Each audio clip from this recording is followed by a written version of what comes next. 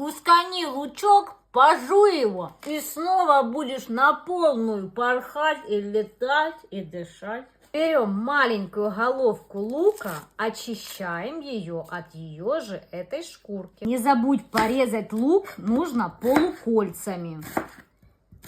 Немножечко сдави наш лучок и отправляй в кастрюльку, чтобы он быстрее отдал сок, вот так причапливай его.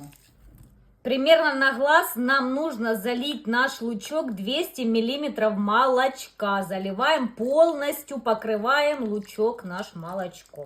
Нашу смесь нужно поварить, сварить и на медленном огне на протяжении 20 минуточек нужно все это хорошенечко проварить. Сцеживаем наше молочко и то, что получилось в бокал. Все. Добавь полезный мед, чайную ложечку, все хорошенечко перемешай.